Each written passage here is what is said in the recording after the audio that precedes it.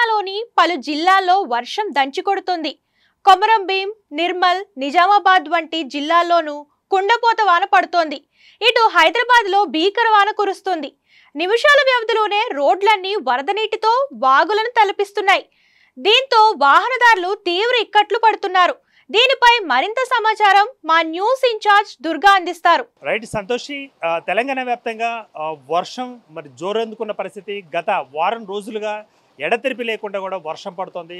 మరి కామారెడ్డి కానీ లేకపోతే నిజామాబాద్ కానీ అటు ఖమ్మం కానీ వరంగల్ కానీ ఇతర ప్రాంతాలలో కూడా నీట మునిగిన పరిస్థితి మనం చూస్తున్నాం. మరి అదేవిధంగా పొలాలు మరి పంటలు కూడా తడిచిపోయిన ప్రాంతాలు మనం చూస్తున్నాం. ఈ యొక్క వీటితో పాటుగా అస్తవ్యస్తంగా రాష్ట్ర వ్యాప్తంగా అస్తవ్యస్తంగా వారి యొక్క జనజీవనం కూడా మొత్తం స్తంభించిపోయిన పరిస్థితి. ఇక హైదరాబాద్ కానీ మనం చూసినట్లయితే నాంపల్లి, మలక్పేట, ట్యాంక్ బండ్, సికింద్రాబాద్లో కూడా భారీ వర్షం పడుతున్న పరిస్థితి.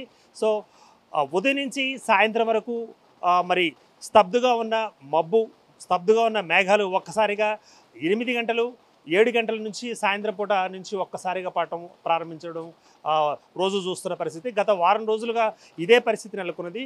అటు కార్యాలయాలు కానీ అదేవిధంగా మరి ఇతర పనులు కానీ ఉపాధి పనులు కానీ వెళ్ళిన వాళ్ళు కూడా మొత్తానికి వర్షంకి భారీన గురవుతున్న పరిస్థితి ఉంది. మరి ముఖ్యంగా బంజారా హిల్స్, మసబ్ ట్యాంక్, నాంపల్లి, అబిడ్స్, కోటి, మలక్పేట, చాదర్ఘట్, ఇక సైదాబాద్, హిమాయత్ నగర్, నారాయణగూడ, దోమలగూడ, వీటితో పాటుగా లిబర్టీ, బాగ్లింగంపల్లి, సికింద్రాబాద్, మారేడుపల్లి, తార్నాక, తిరుమలగుట్ట, ఇట్లా మొత్తం మీద ఇవన్నీ ప్రాంతాలు కూడా నీటమైన పరిస్థితి మనం చూస్తున్నాం. గత వారం రోజుల్లోనే 3కు పైగా గల్లంతైన పరిస్థితి, వారి యొక్క ఆచూకీ కూడా దొరకని పరిస్థితి ఏర్పడింది. అయితే హైడ్రా మరి ప్రత్యేక చర్యలు తీసుకుంటూ ఆయా నాలాల ప్రాంతాలను సందర్శించుకుంటూ ఉన్న పరిస్థితి మనం చూస్తున్నాం. ఎట్లో ఏవి రంగనాథ్ గారు కూడా ఆ యొక్క పరిసరాలను మొత్తం చూస్తూ కూడా అక్కడ నాలాలను ఆ యొక్క వరద ఉధృతిని గమనించి వారిని కూడా సురక్షిత ప్రాంతాలకు తరలించే ఏర్పాట్లు ప్లస్ నాలాలను కూడా క్లీన్ చేస్తున్న పరిస్థితి ఉంది. మొత్తం మీద ఈ వర్షం ఎడతెరిపి లేకుండా పడుతూ ఉన్న క్రమంలో రాష్ట్రంలోని మరి అందరూ ప్రజలు అదేవిధంగా ఈ హైదరాబాద్లో ఉంటున్న మరి స్థానికులు కూడా తీవ్ర ఇబ్బందులు గురవుతున్నారు.